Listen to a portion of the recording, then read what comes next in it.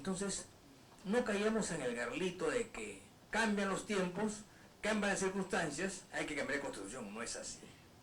Eso no es así. La historia demuestra lo contrario. Lo que hacen los grandes países europeos es cuando cambian las cosas y las circunstancias, adecúan la Constitución. ¿Por qué, por ejemplo, Italia tiene una Constitución en 1947? Porque hubo un referéndum para cambiar la monarquía a la república, si no, no hubieran cambiado el Estatuto Albertino que era de 1848. ¿Por qué Alemania se da la ley fundamental de Bonn? Le llaman ley fundamental de Bonn, ¿por qué? Porque la hicieron bajo los aliados y estaban vencidos y humillados. Y así dejaron de lado la Carta de Weimar de 1919. Pero cuando se reunifican, no cambian la Constitución, ni siquiera. La llamaron ley fundamental porque dijeron, el día que seamos una sola cosa, la llamaremos Constitución. Pero se reunificó Alemania y no le cambiaron el nombre, ley fundamental. Entonces, la Carta del 79 ha podido acomodarse. Esos rasgos estatistas, esos errores que tenía, esos nombres incorrectos, han podido acomodarse y modernizarse. Lo hizo Chile, acá, a la vuelta de la esquina. Así es que este es un ejercicio contrafáctico. No digo de que hagamos nosotros eso, no. Yo digo que hay otras rutas y cada país escoge la suya. Para mí, este es un fait accompli, lo que ha pasado en el Perú. Pasó lo que pasó y se acabó. No hay vuelta de hoja. La ilusión por volver al 79 acabó, en mi opinión, y lo he puesto por escrito, en el 2001. Así de simple. Nuestra historia constitucional es antigua, pero la reciente parte del 79, que cierra un ciclo y abre otro. Entonces hay que tomarla como tal. Y el día de mañana habrá que hacer otras reformas cuando sea necesario. Pero por amor de Dios, no como se está haciendo ahora. Muchas gracias.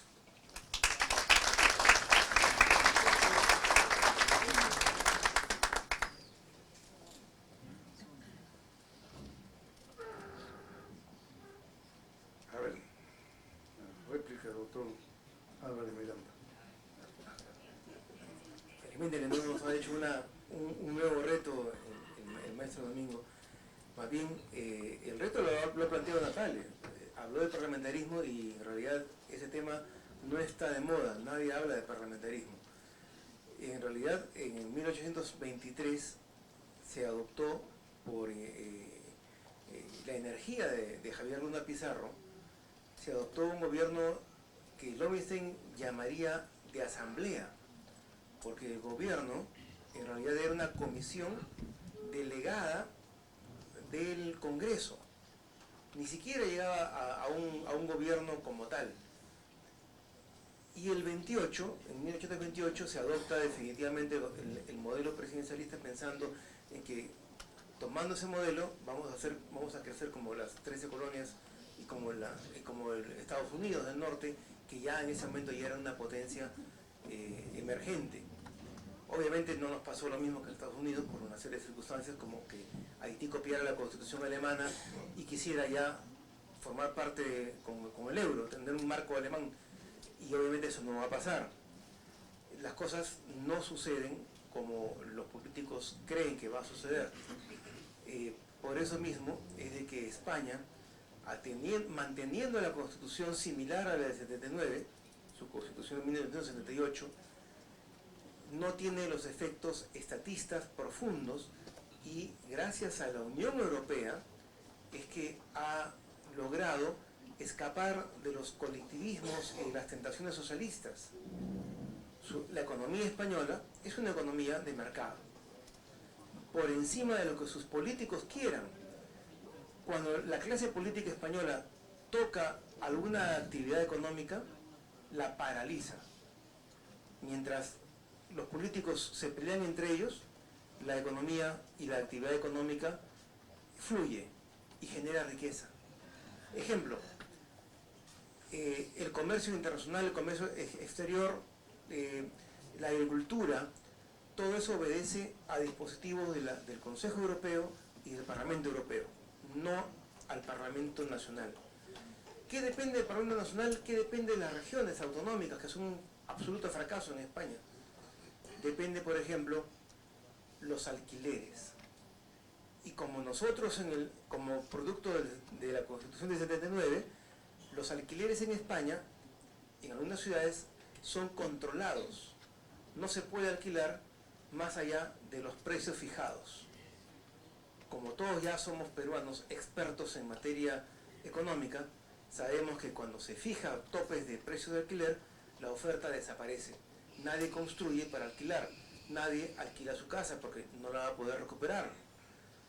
Y si a eso le agregamos la nueva disposición de darle un subsidio a las parejas jóvenes, 180 euros para que alquilen. Ese subsidio, como ya todos los peruanos sabemos, somos duchos en economía, ese subsidio va al dueño del piso y va a encarecer la poca oferta que existe. Resultado, nadie consigue un piso para alquilar ni en Barcelona ni en Madrid.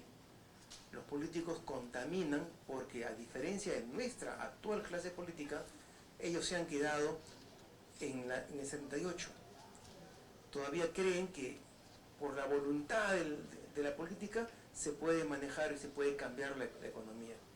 Exactamente logran lo contrario.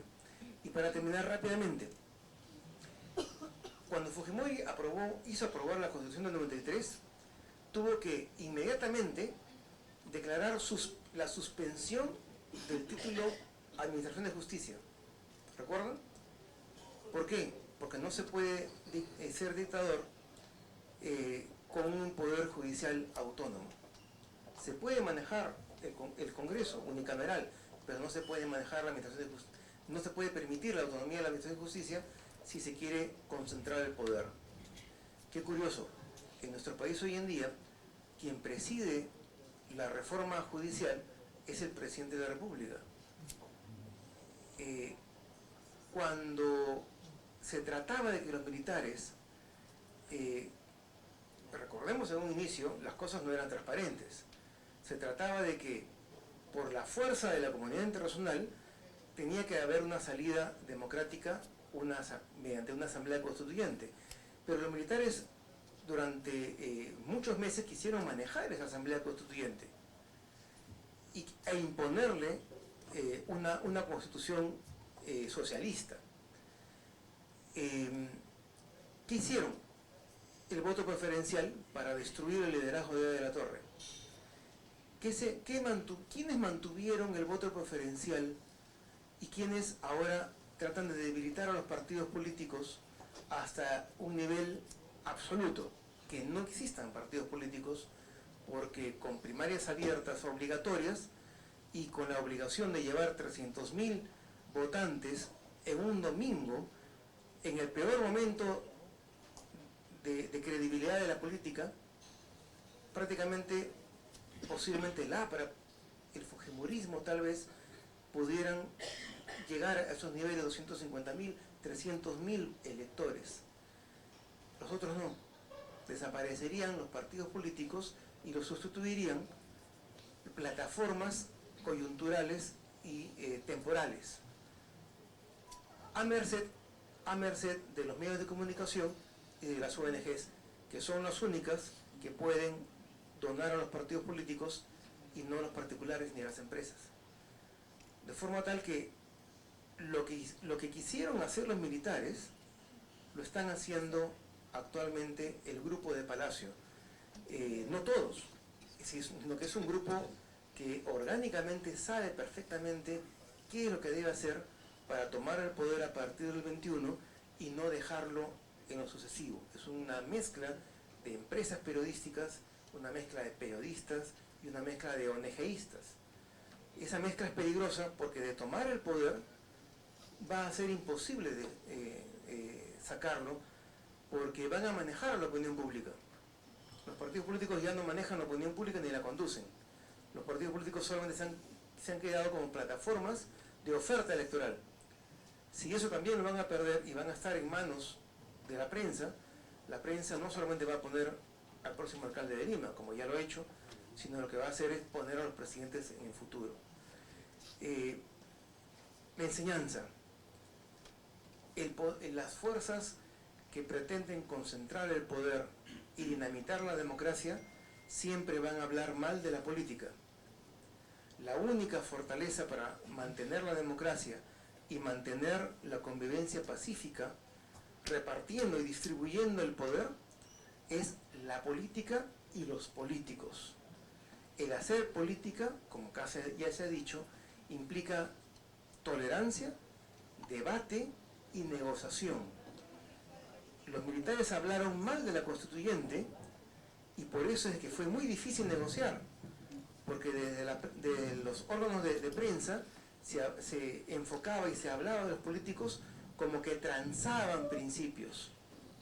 Lo mismo que se ha hecho en las últimas décadas con respecto a la política.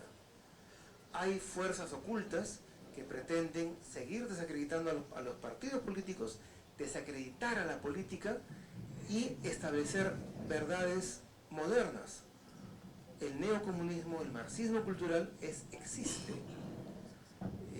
No hablamos de una conspiración internacional, pero sí hablamos de que existen ahora ya no tolerancia, sino verdades inmutables de las cuales, si uno las niega, si uno se convierte en disidente, no solamente desaparece de los medios, sino que incluso podría ser acusado penalmente por decir lo contrario a la verdad y lo favorable a la lógica.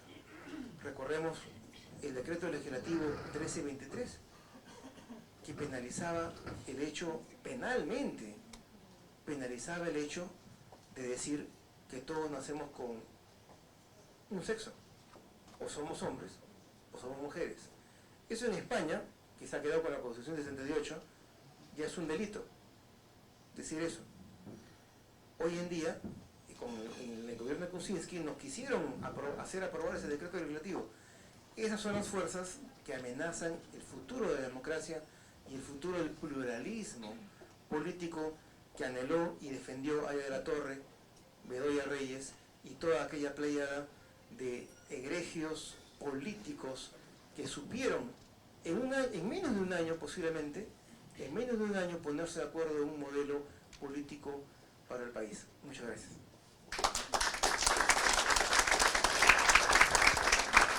Muchas gracias. Ahora es el turno de la doctora Quiroga nuevamente.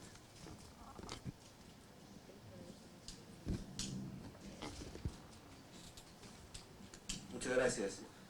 Sí, yo quisiera empezar esta segunda ronda hablando un poco de la tentación totalitaria, ¿no? Un proceso constituyente implica necesariamente la unidad de las fuerzas políticas en un tema común, un pacto de la Moncloa, un acuerdo de punto fijo, o como se le quiera llamar. Si no hay consenso entre las fuerzas políticas, difícilmente vamos a tener un verdadero proceso constituyente. Lo que ocurrió en el año 92 fue una cosa forzada. Ya nadie se acuerda, pero la idea original de Fujimori no fue un congreso constituyente. Fue nombrar 100 juristas notables para que hicieran una nueva constitución. Y propuso, como presidente de esta comisión de juristas notables, al doctor Raúl Ferrero. El problema es que el día anterior el doctor Ferrero había sido manguereado y golpeado por la policía, entonces muchas ganas de aceptar no tenía. Y ese tema abortó. El tema del Congreso Constituyente sale de la intervención de la OEA y cuando en Canadá finalmente Fujimori acepta redemocratizar su golpe de Estado a través del Congreso Constituyente. Y entonces alguien sostuvo que no debía ser un Congreso Constituyente, tenía que ser un Congreso Constituyente democrático. A los autócratas siempre les gustan adjetivar las cosas. Y entonces yo siempre me burlaba y decía, yo no conozco ningún Congreso Constituyente que no sea democrático, ¿no? Y por eso fue el famoso CCD. Originalmente el nombre iba a ser Congreso Constituyente Popular, pero alguien le gritó a Fujimori que eso parecía mucho a la China, entonces optaron por el tema de democrático. Pero si no hay voluntad en la clase política de ir a un proceso constituyente, no se va a dar una reforma en la Constitución, ni total ni parcial. Por eso fracasó el intento de Henry Pease. Yo escribí un artículo que se llamaba La reforma del fiasco, porque a pesar de que había hecho 200 reuniones a nivel del país y había gastado mucho presupuesto, su reforma era un fiasco porque a nadie le interesaba cambiar la Constitución. Algunos se quedan en el tema de que fue firmada por Fujimori, o que la firma fue retirada, o que es la Constitución producto de un golpe de Estado, o que fue aprobado un referéndum defectuoso. Todo eso puede ser cierto, y probablemente lo sea, y es una cosa mala, pero es una Constitución que ha funcionado y que nos ha permitido llegar a niveles de desarrollo institucional, democrático y económico que no hemos tenido nunca. Antes, en el año 77, a las personas las perseguía la policía política, no había defensoría del pueblo y los fiscales eran un muñón del Poder Judicial. Al político que se le perseguía, se le detenía en su casa, sin orden judicial, sin orden escrita, y por supuesto que el habeas corpus no funcionaba para nada. Claro, no llegábamos a la crisis del argentino de Chile, donde a los políticos se les desaparecía. No, éramos más buena gente. Los llevábamos al aeropuerto, en el camino le poníamos un salvoconducto y $100 en el bolsillo y los botábamos del país. Entonces se expatriaban. Y el año 77 hubo la última expatriación de más de 70 políticos de izquierda. Y gracias a esa expatriación tonta de los militares, esos políticos regresaron con el voto preferencial. Y gracias a los militares, la Asamblea Constituyente tuvo, y gracias a Belaunde, una fuerza de izquierda mayor de la que normalmente le hubiese correspondido. Porque esos políticos detenidos en Argentina, expatriados ilegalmente, inconstitucionalmente, regresaron al haber sido electos a la Asamblea Constituyente al adquirir inmunidad personal. Entonces, si no hay una verdadera vocación por la defensa de la Constitución, por lo que dice la Constitución, si no honramos el juramento de defender la Constitución, poco cambio va a haber. En los últimos días hemos escuchado algunas cosas que son un poco preocupantes. Cuando a un experto en derecho constitucional se le dice, pero ese tema y la cuestión de confianza retardada, como mecha retardada, en donde se le da la confianza hoy, pero el presidente decide libremente 3 semanas después si le fue dada o le fue negada, eso no está en la Constitución. No, mire usted, dice, es que la Constitución no es un diccionario. La Constitución no es un diccionario, no lo puede comprender todo. Y entonces, ¿qué comprende la Constitución? Lo que a él se le ocurre. Esa es una actitud inconstitucional. Cuando el ministro de Justicia dice, el presidente puede hacer eso porque la Constitución no lo prohíbe, confunde groseramente temas del derecho privado con derecho público. La Constitución no dice que el presidente no puede dar leyes. La Constitución no dice que el magistrado del Tribunal Constitucional juzga en un juzgado de primera instancia. La Constitución no es un código de negación, es un código de atribución. Y lo que se le da a uno se le quita al otro. Y de esa manera hay que leerla. Y por supuesto se desarrolla a través de la adecuada interpretación constitucional que fundamentalmente hace la Corte Suprema, o debiera hacerla, y el Tribunal Constitucional. Pero en el año 77, cuando se convoca la Asamblea Constituyente, y en el año 78, cuando se instala, nadie había escrito nada sobre el Tribunal Constitucional. Nadie conocía qué cosa era un Tribunal Constitucional. En el año 79, Domingo quizás no se acuerde, pero le pedí una cita, había sido mi profesor, porque tenía un trabajo que hacer, que es un Tribunal Constitucional. Y yo aprendí la esencia de lo que era un Tribunal Constitucional en aquella entrevista que me sirvió para un trabajo a la universidad, con el que por cierto me saqué muy buena nota.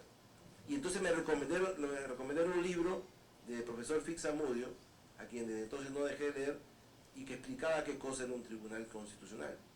El Tribunal Constitucional se instala en el Perú sin que nadie de la academia lo hubiese pedido, sin que hubiese habido ningún debate. Yo siempre digo en clase que el tribunal llegó en paracaídas. El tema es que ahora ya está instalado.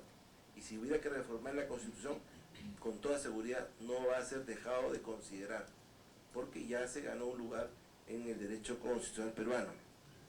Nuestro régimen actual, en la actual Constitución, es semiparlamentario y semipresidencialista, a diferencia de la Carta del 79, que era fundamentalmente presidencialista.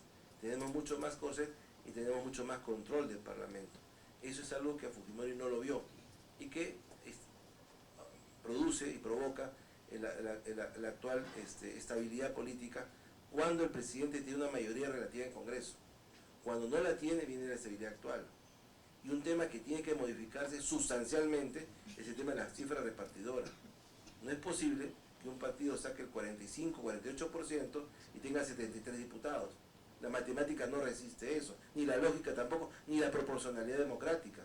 Y eso genera tergiversaciones políticas de las cuales estamos pagando todavía los platos rotos. Entre ellos la renuncia del presidente Kuczynski los intentos de vacancia y la actual presidencia sin parlamentarios. Y claro, como el presidente Vizcarra, él mismo reconoció, se parece a Fujimori en muchas cosas, gobierna sin parlamentarios. ¿Apoyado en qué? En la popularidad. La popularidad que le hagan las encuestas, hablando del tema anticorrupción, o hablando de los temas de política actual, o apoyado en los audios y en la actual lucha contra la corrupción. Pero eso es absolutamente feble, endeble. Eso se va a caer, se va a votar en algún momento.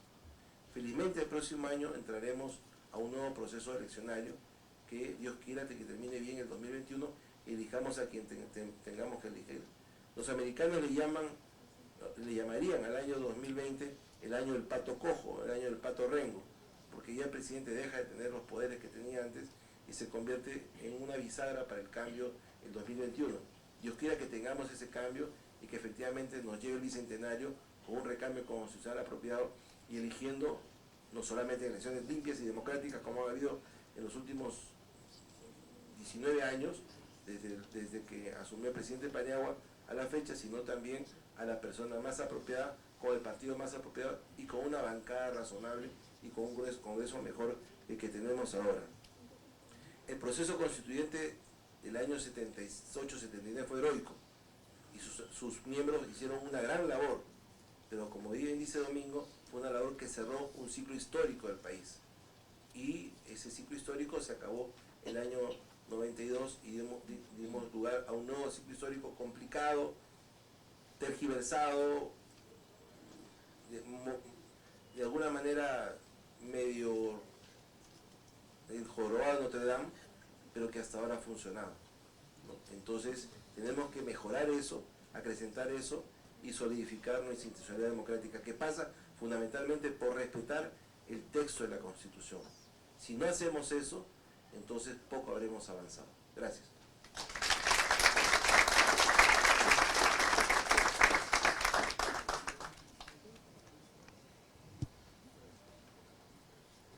Bien, entonces ahora cerramos con el doctor Anrimo. Gracias, Jorge. Bueno, el problema en el Perú es que los presidentes cuando se van a ir no entienden esto del pato cojo o el pato rengo, creen que son unos patos con Viagra, porque parece que se quieren quedar, ¿no? Se quieren quedar, ¿no? Yo dudo que el próximo Congreso sea mejor que el actual. No porque el actual sea bueno, sino porque los cambios que se han producido, lo que generan es, una vez más, llevar a más mediocridad al Congreso. Cuando el Perú lo que debería hacer es facilitar que las figuras más notables entren a la política, cada vez que damos este tipo de normas, lo que hacemos es las alejamos, ¿no? Y parlamentarios de trayectoria, de experiencia, de generar consensos, no van a estar. Uno de ellos es el que nos convoca el día de hoy, ¿no? ¿Por qué? Porque simplemente fue un capricho que lamentablemente el Congreso accedió irresponsablemente.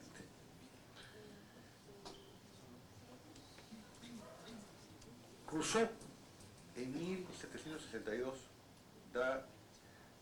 hace el contrato social y el capítulo tercero se llama Del derecho al más fuerte.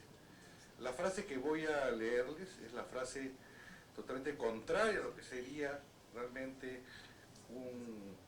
una aspiración constitucional, pero es lo suficientemente gráfica para entender cómo de esa época aquellos que no tienen voluntad realmente auténtica, democrática, actúan. Rousseau dice: el más fuerte no es nunca lo suficiente para ser el amo, si no transforma su fuerza en derecho y la obediencia en deber. Por eso es que siempre aquellos que no tienen una voluntad democrática tratan de cambiar la normativa, tratan de cambiar la Constitución. ¿Para qué? Para transformar su fuerza en derecho y la obediencia en deber, ¿no? Es decir, no adecuan su conducta a las reglas, sino tratan de cambiar las reglas para adecuar su conducta. Yo tenía un profesor, un religioso en el colegio, que decía: aquel que no actúa como piensa, termina pensando como actúa. Y es verdad, pues, el ser humano en su inteligencia busca justificar todo aquello que hace. Agarran un ladrón, ¿cómo has robado? Mis hijos tienen hambre. Oye, pero tú, ¿cómo has violado? A mí me violaron. O sea, siempre el hombre, el ser humano busca justificar su conducta, ¿no? Y entonces, ¿y usted por qué da esta medida si esta medida no es constitucional? Hay que luchar contra la corrupción. Se acabó el tema. No importa la normativa, no importa la institucionalidad, lo que importa es hacer lo que uno quiere. Y es que el ser humano, y aquí voy a mencionar a Karl Lowenstein, un famoso constitucionalista alemán. Él en su libro Teoría de la Constitución, que es una suerte después del libro de cabecera que deberíamos tener, habla de la teoría de la enigmática triada. Karl Lowenstein dice que el ser humano tiene fuerzas vitales que no puede explicar, simplemente constata sus efectos.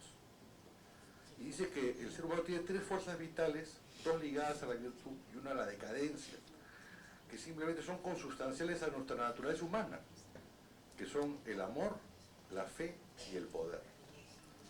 Todo por amor, ¿no? Oye, pero ¿cómo tú te vas a ir de viaje 3 días para estar un día y después regresar? Estoy enamorado. No hay respuesta, estoy enamorado. Oye, pero ¿cómo vas a dejar tu familia cuando tienes 6 hijos? Me he enamorado. Se acabó la historia. No hay racionalidad alguna, ¿no? Otro, la fe mueve montañas. Señora, usted tiene 80 años, casi de rodillas atrás por la avenida Bancay.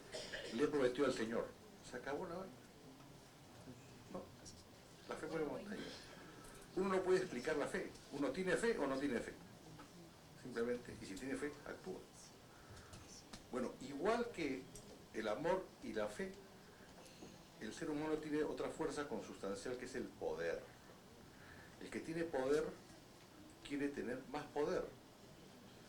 No porque sea una persona extraña, es consustancial a nuestra naturaleza. Queremos tener más poder para de repente hacer las cosas más rápido, diríamos, obtener resultados en más corto tiempo. Pero eso es pues justamente, de ahí surge el derecho constitucional para controlar el poder, para controlar eso que es natural al ser humano, que es el abusar del poder. Yo finalmente, para ya concluir en estos comentarios,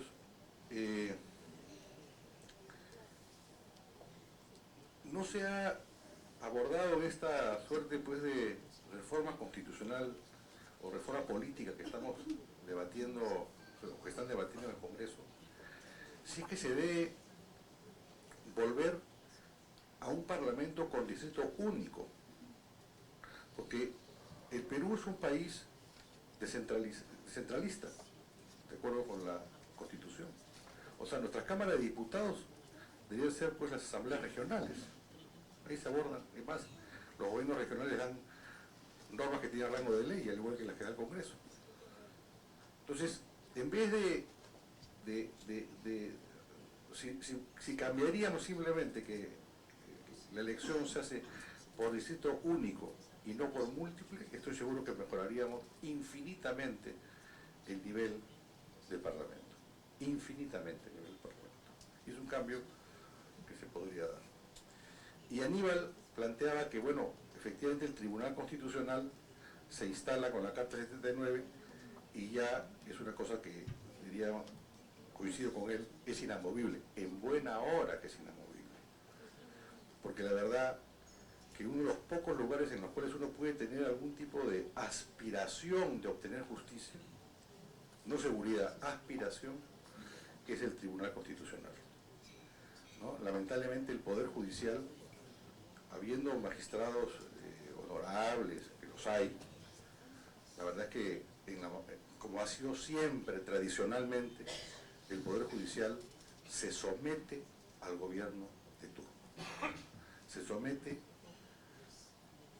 quizás por un tema presupuestal, y aquí aprovecho para contar la historia de lo que ocurrió cuando se produjo el golpe de Estado al presidente Billinghurst, ¿no? Que era el periodo más largo de estabilidad democrática que tenía el Perú. Entonces se da el golpe de Estado por Benavides y se junta a la Corte Suprema y deciden no ir al besamanos y más bien emitir un comunicado rechazando pues el golpe de Estado. Entonces cada uno de los magistrados levantaba la mano y ponía una frase cada una más fuerte que la anterior y deciden, acuerdan no ir al besamanos. Cuando ya van a definir el último texto para hacerlo público, el magistrado más antiguo, el mayor, levanta la mano y dice: yo coincido con todo lo que ustedes han puesto en ese comunicado, pero hago una pregunta. Si no vamos al besamanos y sacamos este comunicado, ¿quién nos paga a fin de mes? Y entonces los magistrados, la Corte Suprema en pleno, se colocaron los tricornios, que eran unos gorros que usaban entonces, y en fila india fueron a saludar al dictador. Esa es la historia del Perú. Y eso no ha cambiado el día de hoy. ¿O ha cambiado? No ha cambiado. Entonces, ahí está el gran problema. Muchas gracias.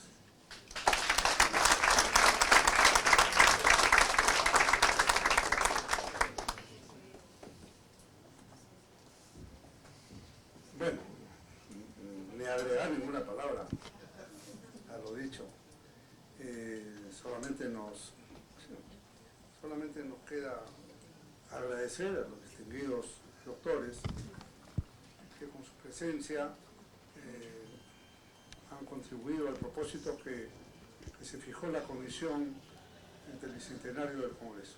O sea, en estos 200 años que vamos a cumplir en el 21, hemos venido resaltando algunos hitos históricos importantes. Y la Constitución del 79 es uno de ellos. Más allá de su vigencia, de sus limitaciones y todo lo que queramos comentar, pero es un hito importante y ellos lo han reconocido. La mejor Constitución, ¿no? Sin duda, pero digamos afectada por los avatares del tiempo y de la política. Al final, yo no estoy seguro si las lecciones aprendidas fueron aprendidas o no, ¿no? Porque vemos, si hacemos una transposición de hechos que se han contado a lo actual, ahí están los temas, ¿no? O sea, la bravata militar del 78, el 79, se repite bajo otros términos, pero se repite. Entonces, muy bien, pero eso lo dirá el futuro. Solamente quiero agradecer a ustedes, distinguidos amigos y profesores, y al público que nos ha acompañado, los señores constituyentes que nos honran con su presencia, y creo que esta es una forma brillante de conmemorar los 40 años de la Constitución del 79, aprobada bajo la presidencia de Víctor Raúl Ayala Turner. Muchas gracias, buenas noches. La Comisión Especial Partidaria de la Universidad Continental agradece su participación en este conversatorio. Invitamos a todos a tomar un café en el exterior de la sala.